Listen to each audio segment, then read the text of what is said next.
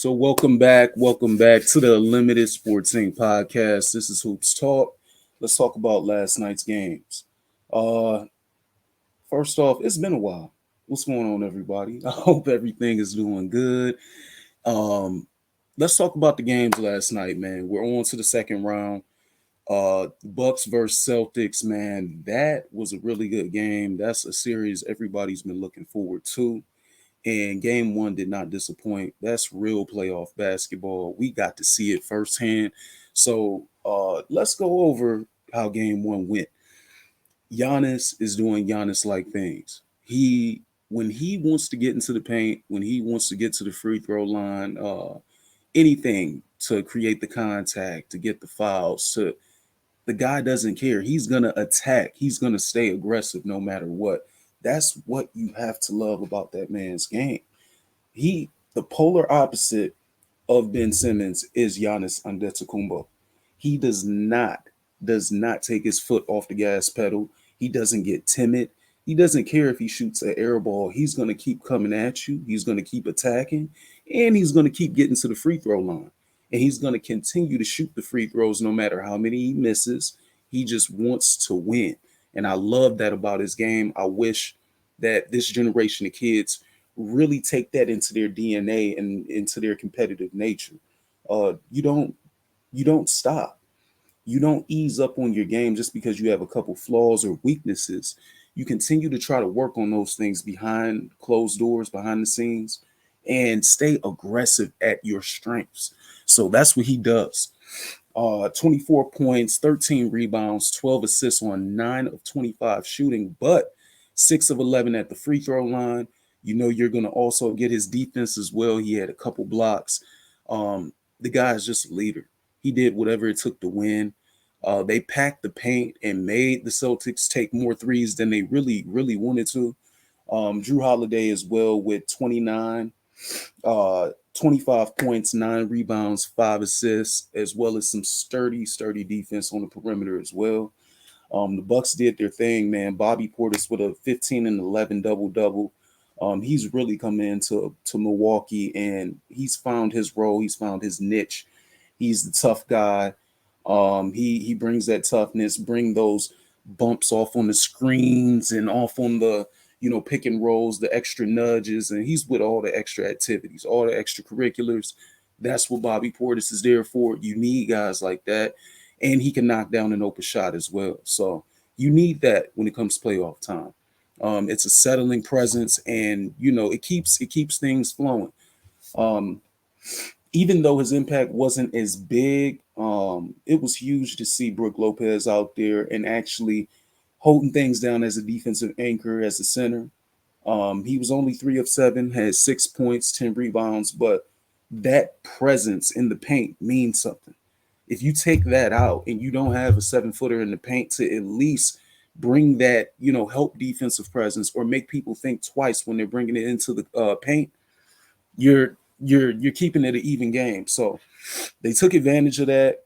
They did their thing. Grayson Allen as well, 4 of 8, 3 of 6 from three with 11 points off the bench. That was huge. That was huge for Boston, or for the Bucks, excuse me.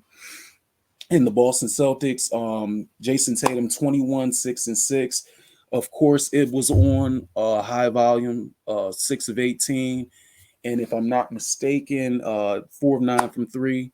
So he did the best he could. It was a volume game. That's pretty much where the Bucks want to steer it.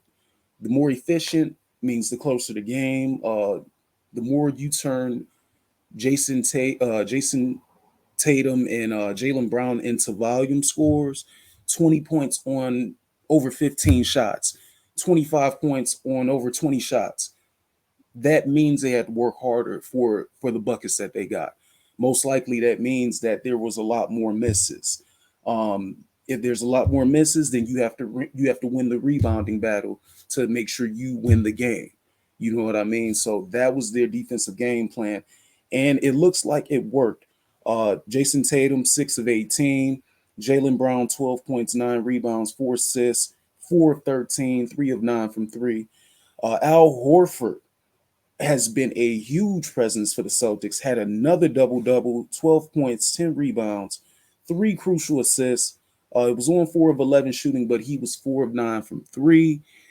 He's been a huge X factor for the Celtics in that post. He's helping out both ways. He's even bringing the ball up the court now.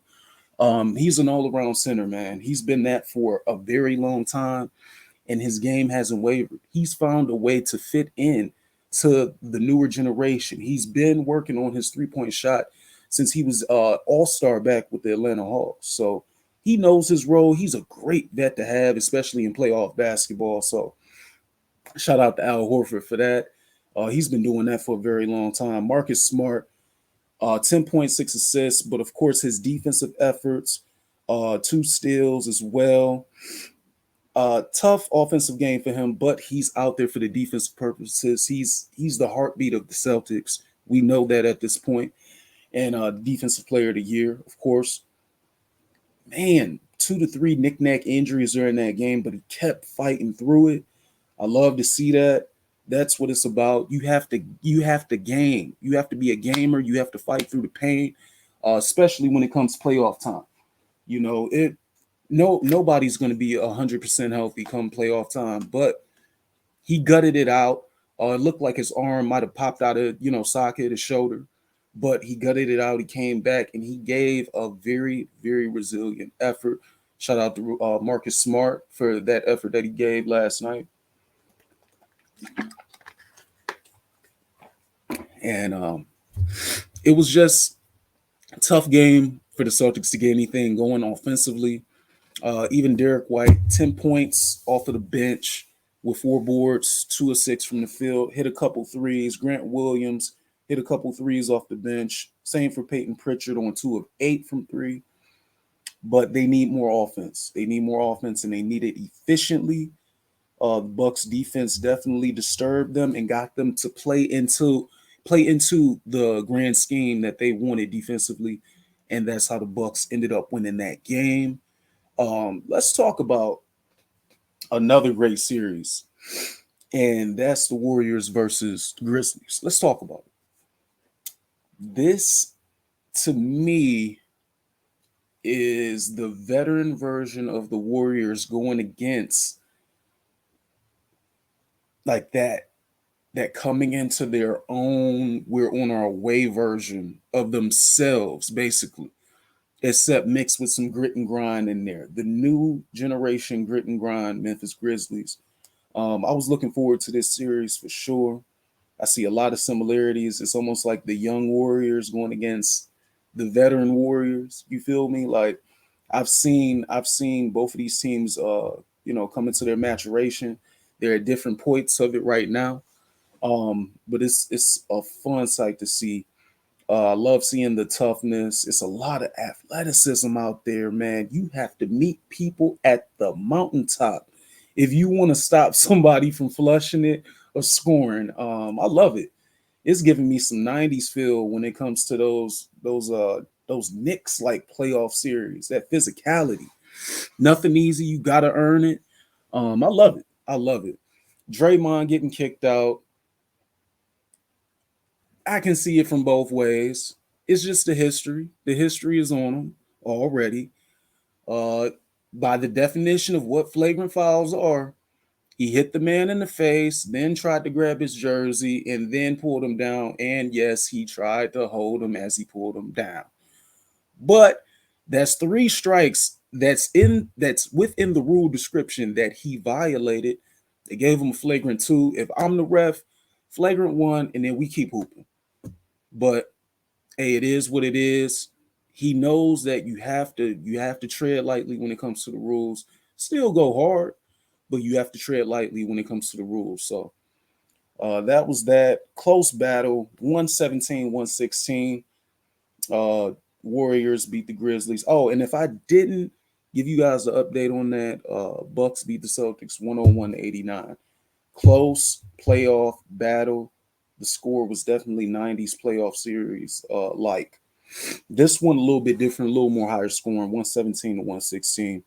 Steph Curry had a volume scoring type of day, 8 of 20 from the field, 5 of 12 from 3, 24 points, 3 boards, 4 assists, and he also added a surprising block in there. Wiggins was a key X factor for them off the cuts, the second chance boards that he got in the clutch, knocking down his open shot when he needed it, or getting that, that clutch layup to keep things close. He definitely did his part. 17 points, 8 rebounds, 6 of 14 from the field. And Clay, volume scoring day, 15 points on 6 of 19 shooting, 3 of 10 from the field. But Jordan Poole off the bench, 31 points, 8 boards, 9 assists on 12 of 20 shooting, 5 of 10 from three. This kid, I did not see this coming.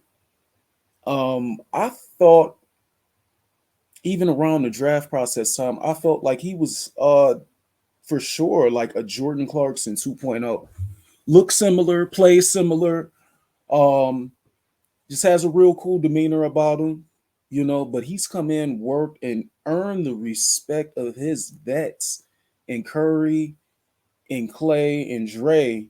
And they're giving him the ultra green light to pull.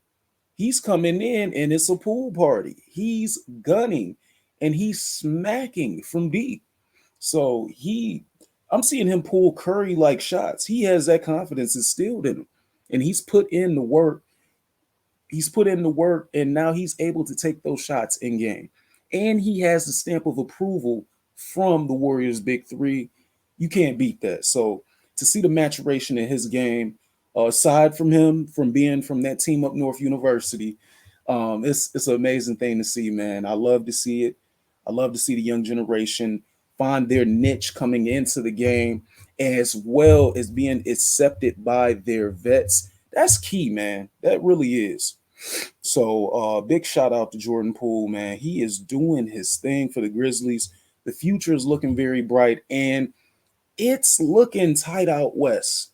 Um, I'm gonna let this series play out, but it's looking tight out west. It's really looking tight out west. It's looking pretty tight in the east. It's getting narrowed down. You get that feel of there's only about 2 to 3 teams that you're like, okay, I could see them in the conference finals, legit. And then there's about one team in each conference where it's like, yeah, mm-mm. I don't know, I don't trust it. So, got to see. For the Grizzlies, Morant, he gave all he could. He had also a volume scoring game, 34 points, 9 rebounds, 10 assists as well. He did that on 14 of 31. He took all the shots that he could to try to keep them in it as well as win it. Some of the shots were questionable, but that's what most of these young stars when it comes to playoff basketball. They're still relatively new to some of the situations, and it's just getting the repetitions in and knowing how to conduct yourself in those key clutch moments. But he did all he could. He did all he could. I'm not mad at him. 4 of 11 from three. Maybe a few less threes and attack inside more because he is so unstoppable inside to be a guard. Maybe, Desmond Bain had a rough game, 3 of 10 shooting, 1 of 5 from three, 9 points. Jiren Jackson Jr. This guy, me personally, uh, I feel like Jiren Jackson Jr. is basically what we wish we could have gotten out of a guy like Tristan Thompson. Same body type, awkward jumper, but clean. He smacks it. It's water. It's pure. 33 points, 10 boards, 10 of 18 from the field, 6 of 9 from three. And he's always going to give you some defense as well. Got a block in there, but he led the league in blocks per game this season. I love his game, and it just he reminds me body wise. He's similar to Tristan, but a guy like Tristan never had that defined skill. If you really think about it, outside of high motor and being a pretty solid rebounder, pretty solid, it's like he didn't have that jumper or a mid range or a hook or some type of post game that we could just dump it down to him, get us a quick one, via Jared Allen, that guy has a post game. Jared Allen, you can dunk the ball down to, and he can make a post move, has counters, and he can get you a bucket every once in a while. We needed something like that from Tristan, back in the day. When I say we, talking about the Cavs, as you can see. But Jiren Jackson Jr. is a young player, similar, has somewhat of an unorthodox game, in his own unique way, but he has a jumper. He continues to develop his jumper. It's a different form, it's a unorthodox form, but he hits it. And he's hit it consistently since college now. Outside of that, we want to see his rebounding rate go up. And he's been working on it. He's been working on it. He's been, trying to get a little bit better at it.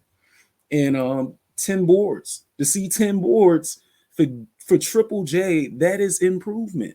33 points. That is huge to help Ja Morant. So I definitely hope that they take this performance and strap up the boots, get ready for it. I think this is a 7-game series. But great performance by him, man. The bench definitely gave some good help.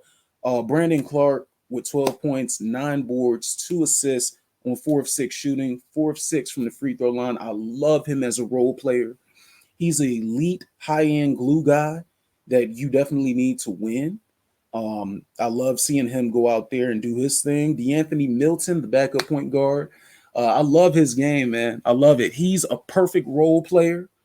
You definitely need guys like him, to win games, to also relieve John Morant, take some pressure up off of him. So he did his part as well. 14 points, 7 rebounds. He did that on 5 of 8 shooting, 3 of 6 from 3. He did his thing. But that layup at the end, usually Ja hits tough layups like that come from the difficult angle, but he just couldn't get the right bounce off the glass for it to go in. Warriors take one by 1 point, 117. 117 to 116. They knock off the Grizzlies in game 1. This series is going 7 games to me personally. That's my takeaway. It's a lot of talent out there. It's gonna come down. I don't see more than one blowout in this series. Most games are gonna come down to the last minutes of the game. Great series. It's tough to give a prediction on it, but at the very least, I could say it's going 7. And just my own basketball savvy and mental would have me choosing the veteran-led team Warriors. It could go either way though, but I would say Warriors in 7. It's definitely going to be close. Nothing definitive or by blowout to me. And for this Bucks and Celtics series, I definitely see that going 6 to 7 games, but I will probably, the Bucks looked okay without Middleton. They still got the role players to do it, so I would probably go Bucks in 6. It's been a great season for the Celtics, and the way they bounced back from going in the 7 seed range all the way up to 2. Still nothing to sneeze at for the Celtics as they continue to look for that breakthrough to make it to the NBA Finals and have a shot at the championship. But let's see with both. It's going to be a great series for both. I'm excited. I think it's definitely something that the fans deserve. Real playoff basketball. 2 solid, good teams, competitive. It's going back and forth. So today we have 2 games on the slate. We have the 76ers, the 4 seed, going against the Miami Heat in Miami at 7:30. Be sure to tune into that, as well as the 4 seed Mavericks going against the Phoenix Suns at 10 o'clock tonight. That's the West Coast game. So everybody be sure to tune in if you guys want to see the playoff games. Tune in. That will be on TNT tonight. So once you get off of work or you're done with dinner, taking care of everything, be sure to tune in. See some good playoff basketball. These boys have been hooping out there. In addition to that, if you look down below at the bottom line, I'm doing a new promo code for my online shop, Unlimited Sports Inc. As you can see, this is sponsored by Unlimited Sports Inc. Teespring Shop. Use promo code Playoffs22 for $15 off of your order of 2 items or more. So you guys use that promo code, you can get some sweet gear for the playoff time. $15 off the order. You can't beat it. Personally, I love my gear. I love the material of the tri-blend cotton and the premium tees as well. That flex, that dry fit type of cotton, man. That feel is so good, especially when you're hooping, even casually, nice stretch, comfortable wear. But yeah, we got a bunch of different things, man. A bunch of different colorways. Whatever you click on, there will be more colorways to it. All you have to do is click on whatever item you're interested in, and you'll see the different options. So I hope you all enjoy that. And as usual, follow me at any of these social media platforms below. Uh, at Unlimited Sports Inc. underscore, at the Vent Podcast underscore air it out, at USI Gaming on Instagram, and I have a host of others. Be sure to follow me. If you have any questions or if you have an opinion about something that's going on in sports, hey, contact me. Let's talk about it. Let's squeak on it. So that's about it, man. Let's tune into the basketball drama tonight. See how the story unfolds. And until next time, this is the Unlimited Sports Scene Podcast. This is Hoops Talk update. And until next time.